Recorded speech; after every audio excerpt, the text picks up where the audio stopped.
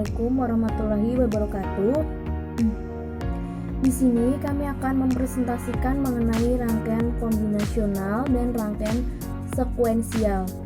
Sebelum ke materi, perkenalkan terlebih dahulu, nama saya Putri Nur Anissa, nomor induk mahasiswa 1955200035. Selanjutnya, Mutiarur Hasanah, NIM saya 1955201025. langsung ke materi. Di sini dijelaskan apa sih yang dimaksud dengan rangkaian sekuensial. Rangkaian sekuensial adalah rangkaian logika yang kondisi keluarannya dipengaruhi oleh masukan dan keadaan keluaran sebelumnya, atau dapat dikatakan rangkaian yang bekerja berdasarkan urutan waktu. Nah, ciri dari rangkaian logika sekuensial ini yang utama adalah adanya umpan balik atau feedback di dalam rangkaian. Nah, ini untuk gambarnya terdapat dua inputan ya. Ini untuk input dan outputnya. Di dalamnya ini untuk cara kerjanya sendiri ini, data biner hasil pengolahan pada rangkaian kombinasional selanjutnya masuk ke proses penyimpanan, yaitu di memori. Nah, memori ini adalah pusat atau sistem operasi pada komputer yang menyimpan jenis file atau data-data. Proses 1 dan 2 ini dilakukan setiap ada inputan baru masuk. Nah, ini tuh dilakukan secara berulang-ulang ya, jadi terdapat umpan balik. Lanjut, rangkaian sekuensial. Nah, ini rangkaian sekuensial ini terdapat macamnya, salah satunya adalah flip-flop. Di mana flip-flop adalah rangkaian yang mempunyai fungsi pengingat memori. Artinya, rangkaian ini mampu melakukan penyimpanan data sesuai kombinasi masukan yang diberikan kepadanya. Di sini ada macam-macam jenis flip-flop ya. Yang pertama RS flip-flop, yang kedua JK flip-flop, yang ketiga D flip-flop, yang keempat T flip-flop. Lanjut, dijelaskan dalam RS flip-flop ini mempunyai dua masukan. Satu set disebut S atau set yang dipakai untuk menyetel membuat keluaran flip-flop berkeadaan satu, dan yang lain disebut R atau reset yang dipakai untuk mereset membuat keluaran keadaan 0. Nah, di sini ada rangkaian logikanya. Ini S, ini set. Nah, ini untuk R-nya, ini Q-nya. S dan R sama-sama memasuki gerbang NOT. Nah, ini tuh yang dinamakan gerbang NOR ya, atau ini untuk lambang gerbang NOR-nya, ini NOT-nya. Di sini akan tetapi kedua input akan memasuki gerbang NOR hasil dari input yang lain. Ini mempunyai satu sama lain. Dan di sini terdapat tabel kebenarannya. Di sini jika input A 0, B-nya juga 0. Ki di sini dalam arti itu output atau hasil yang belum diolah. Nah, di sini ada ki absen, hasil outputan dari ki asli. Nah, di sini jika setnya 0, A 0, jika A 0, B-nya ini 1, ki-nya ini 1, ki absennya 0. Jika inputan 1, B-nya 0, ki-nya 0, ki absennya 1. Jika A1, B-nya 1, nih untuk ki dan ki absennya tidak berubah dan ini tetap ya. Selanjutnya, rangkaian JK flip-flop. Flip-flop ini dipacu oleh satuan pinggiran pulsa clock atau positif atau negatif. JK merupakan rangkaian dasar untuk menyusun sebuah pencacahan. FFJK dibangun dari rangkaian dasar FFSR dengan menambahkan dua gerbang AND pada masukan RS serta dilengkapi dengan rangkaian diferensiator pembentuk denyut pulsa clock. Nah, di sini terdapat rangkaian logika untuk gambarnya seperti ini. Nah, ini untuk tabel kebenarannya, jika J-nya 0, K-nya 0, Ki dan Ki absennya tidak berubah. Dan jika J-nya 0, K-nya 1, Ki-nya 0, Ki absennya 1. Untuk J1, K-nya ini 0, Ki-nya 1, Ki absennya 1. Dan ini jika J-nya 1, yang hanya satu. Untuk key-nya ini keadaan berlawanan, jadi bertolak belakang. Selanjutnya materinya akan dilanjutkan oleh Mutia Nur Hasanah. Jadi yang ketiga ada flip-flop, yaitu sebuah masalah yang terjadi pada flip-flop RS adalah di mana keadaan R-nya 1 harus dihindarkan. Satu cara untuk mengatasinya adalah dengan mengizinkan hanya sebuah output saja, di mana SSD atau D flip-flop mampu mengatasi masalah tersebut.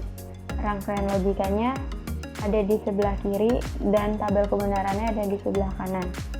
Jadi, jika CK-nya 0, D-nya tidak bernilai, Q-nya 0, Q aksennya 1. Jika CK-nya 1, D-nya 0, Q-nya 0, Q aksennya 1.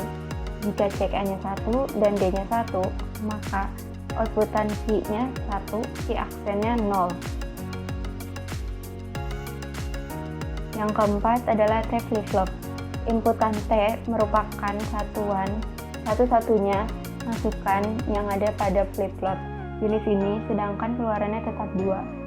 Seperti semua flip-flop pada umumnya, kalau keadaan keluaran flip-flop 0, maka setelah adanya sinyal pemicu, keadaan berikutnya menjadi 1. Dan bila keadaan 1, maka setelah adanya pemicu, keadaannya berubah menjadi 0. Karena sifat ini sering juga flip-flop ini disebut juga flip-flop toggle atau berasal dari square toggle atau pasak.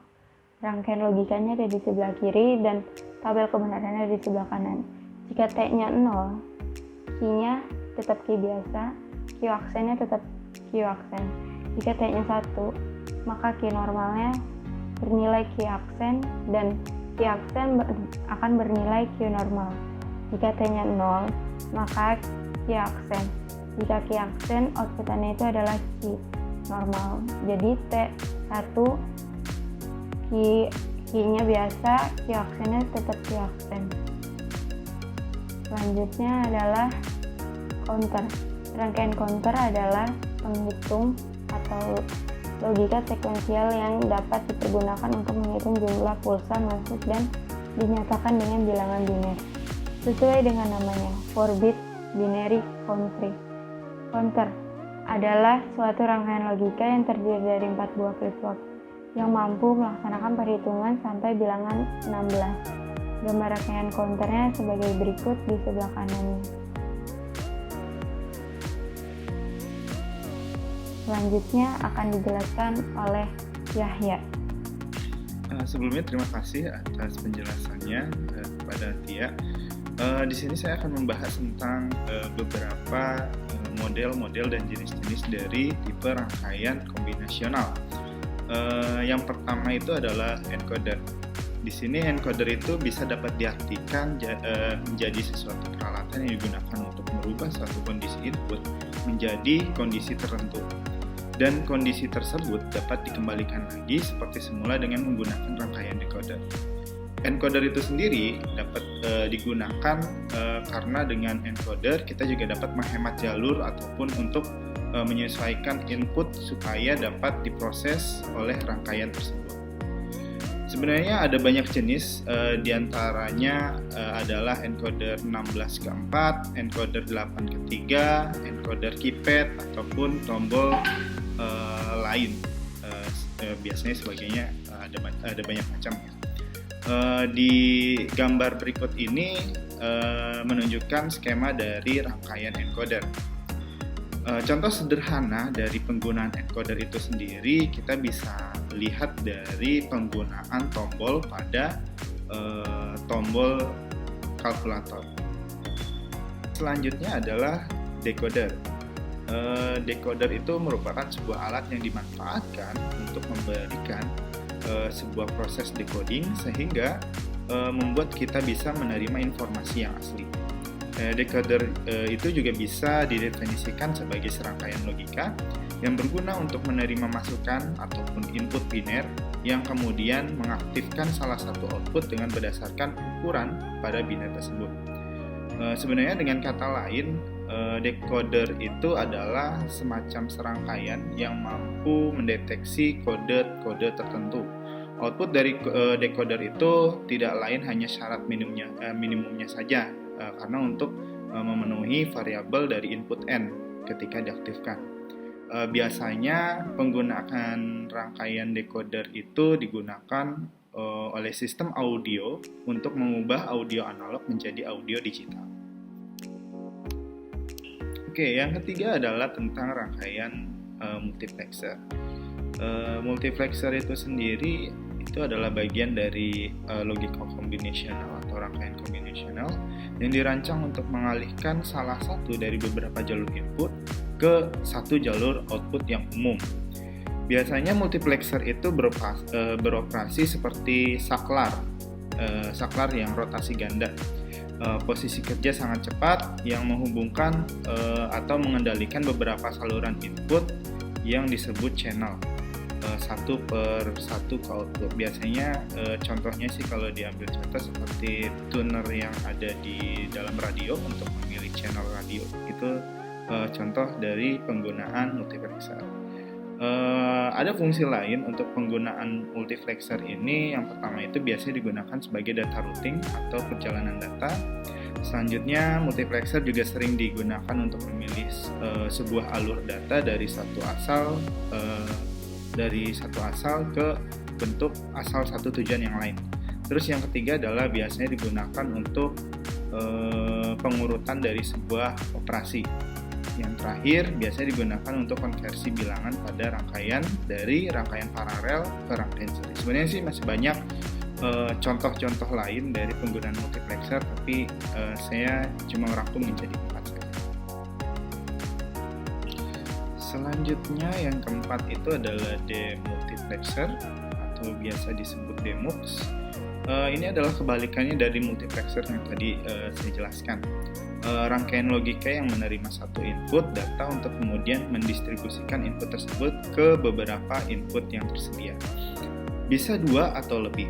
Sama halnya dengan multiplexer, proses seleksi dari data-data input menggunakan selektor line seperti yang ada di radio, selektor line, yang juga merupakan input dari demultiplexer tersebut.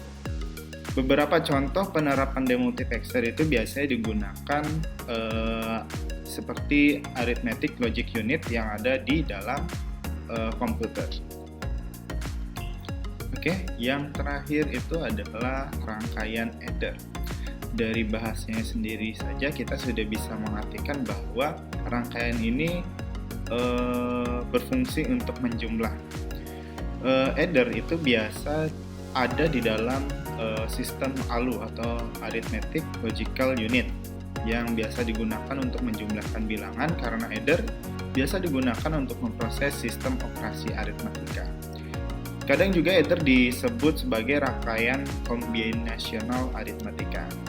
Untuk rangkaian adder sendiri itu biasa digunakan untuk sekumpulan gerbang logika yang disusun sedemikian rupa sehingga bisa menyelesaikan sebuah operasi.